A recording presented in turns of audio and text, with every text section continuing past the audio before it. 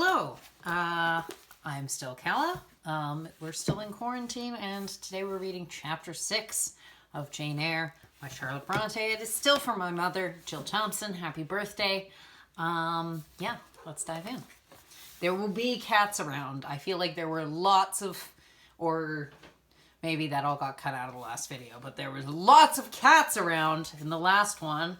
And there will be lots of cats around today because I have cats. Sorry about that. Chapter 6.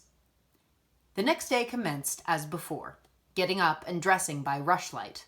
But this morning we were obliged to dispense with the ceremony of washing. The water in the pitchers was frozen.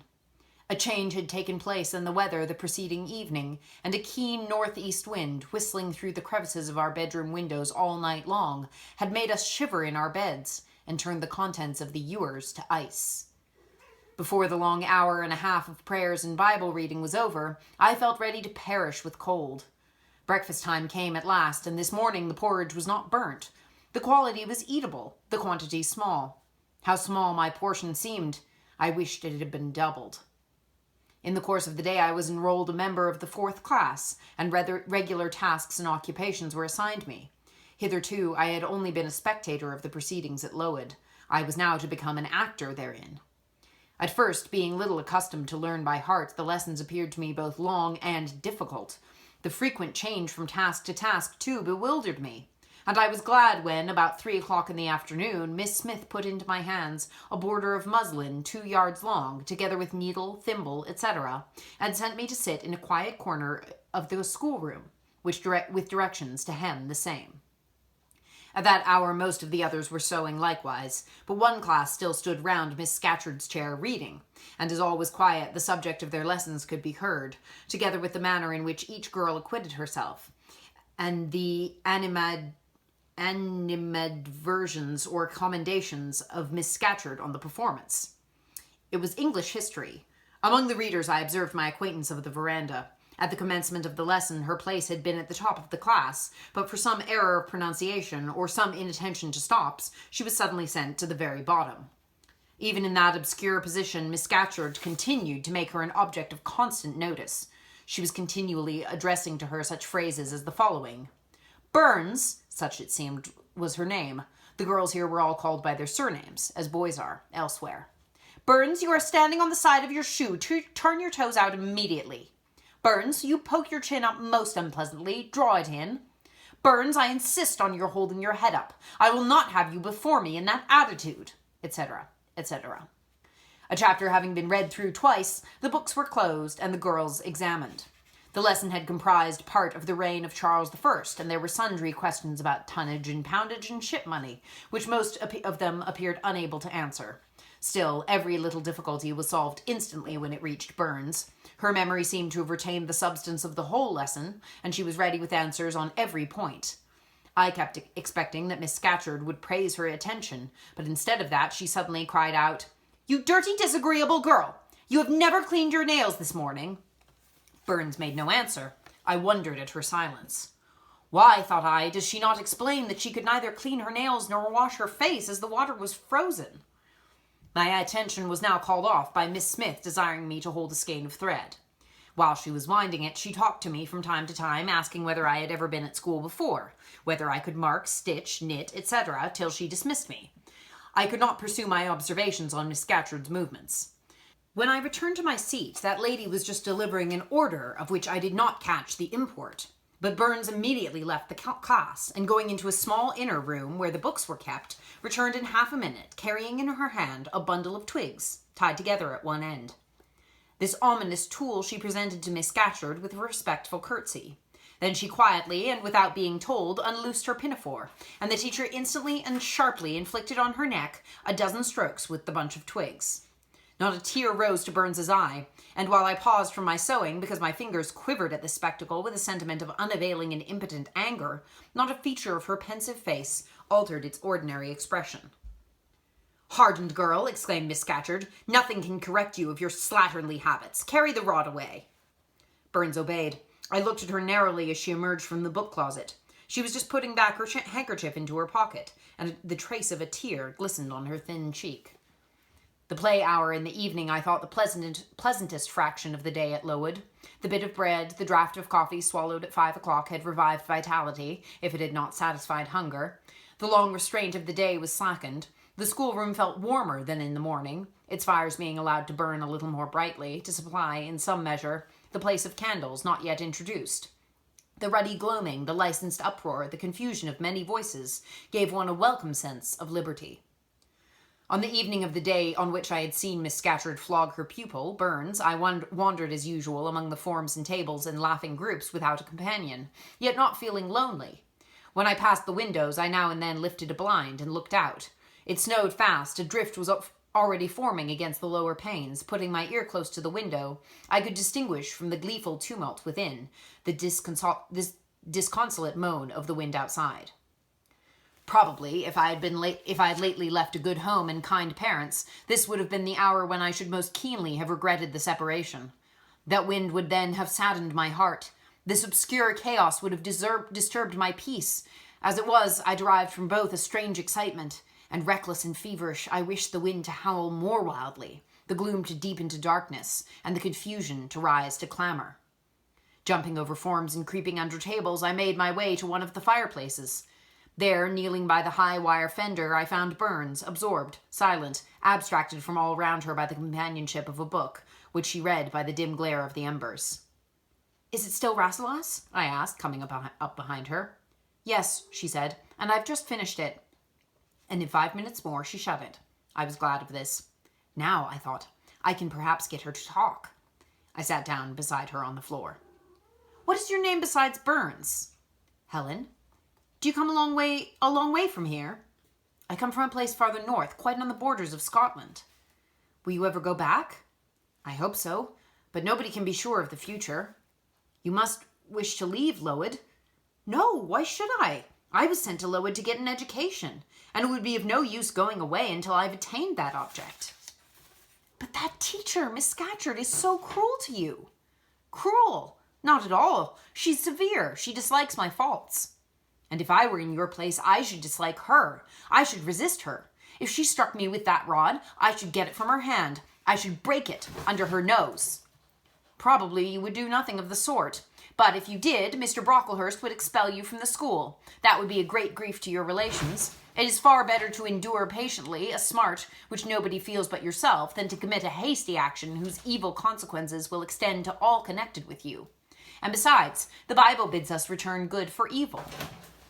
"But then it seems disgraceful to be flogged and to be sent to stand in the middle of a room full of people. And you are such a great girl. I am far younger than you, and I could not bear it." "Yet it would be your duty to bear it if you could not avoid it. It is weak and silly to say you cannot bear something what it is your fate to be required to bear." I heard her with wonder. I could not comprehend this doctrine of endurance, and still less could I understand or sympathize with the forbearance she expressed for her chastiser. Still, I felt that Helen Burns considered things by a light invisible to my eyes. I suspected she might be right, and I wrong, but I would not ponder the matter deeply. Like Felix, I put it off to a more convenient season.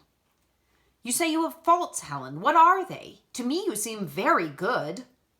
"Then learn from me not to judge by appearances. I am, as Miss Scatcherd said, slatternly. I seldom put and never keep things in order. I am careless. I forget rules. I read when I should learn my lessons. I have no method, and sometimes I say, like you, I cannot bear to be subjected to systematic arrangements. This is all very provoking to Miss Scatcherd, who is naturally neat, punctual, and particular." "And cross and cruel," I added, but Helen Burns would not admit my addition. She kept silence. "Is Miss Temple as severe to you as Miss Scatcherd?" At the utterance of Miss Temple's name, a soft smile flitted over her grave face. "Miss Temple is full of goodness. It pains her to be severe to anyone, even the worst in the school. She sees my errors and tells me of them gently. And if I do anything worthy of praise, she gives me my meed liberally. One strong proof of my wretchedly defective nature is that even her expostulations, so mild, so rational, have not influence to cure me of my faults. And even her praise, though I value it most highly, cannot stimulate me to continued care and foresight." "That is curious," said I. "It's so easy to be careful." "For you, I have no doubt it is. I observed you in your class this morning and saw you were closely attentive. Your thoughts never seemed to wander while Miss Miller explained the lesson and questioned you. Now mine continually rove away. When I should be listening to Miss Scatcherd and collecting all she says with assiduity, often I lose the very sound of her voice. I fall into a sort of a dream. Sometimes I think I am in Northumberland, and that the noises I hear round me are the bubbling of a little brook which runs through Deepden, near our house. Then, when it comes to my turn to reply, I have to be awakened, and having heard nothing of what was read for listening to the visionary brook, I have no answer ready. Yet how well you replied this afternoon! It was mere chance. The subject on which we had been reading had interested me. This afternoon, instead of dreaming of Deepden, I was wondering how a man who wished to do right could act so unjustly and unwisely as Charles I sometimes did. And I thought what a pity it was that with his integrity and conscientiousness he could see no farther than the prerogatives of the crown. If he had but been able to look to a distance and see how what they call the spirit of the age was tending. Still, I like Charles. I respect him. I pity him, poor murdered king. Yes, his enemies were the worst. They shed blood they had no right to shed. How dare they kill him? Helen was talking to herself now. She'd forgotten I could not very well understand her, that I was ignorant, or nearly so, of the subject she discussed. I recalled her to my level. And when Miss Temple teaches you, do your thoughts wander then? No, certainly not. Often because Miss Temple has generally something to say which is newer than my own recollections. Her language is singularly agreeable to me, and the information she communicates is often just what I wish to gain. Well then, with Miss Temple you're good. Yes, in a passive way. I make no effort. I follow as inclination guides me. There is no merit in such goodness. A great deal. You are good to those who are good to you. It is all I ever desire to be. If people were always kind and obedient to those who were cruel and unjust, the wicked people would have it all their own way. They would never feel afraid, and so they would never alter, but would grow worse and worse. When we are struck at without reason, we should strike back again, very hard. I am sure we should, so hard as to teach the person who struck us never to do it again. You will change your mind, I hope, when you're older. Yet as yet you are but a little untaught girl. But I feel this, Helen. I must dislike those who, whatever I do to please them, persist in disliking me. I must resist those who punish me unjustly. It is as natural that I should love those who show me affection, or submit to punishment when I feel it is deserved. Heathens and savage tribes hold that doctrine, but Christians and civilized nations disown it. How? I don't understand.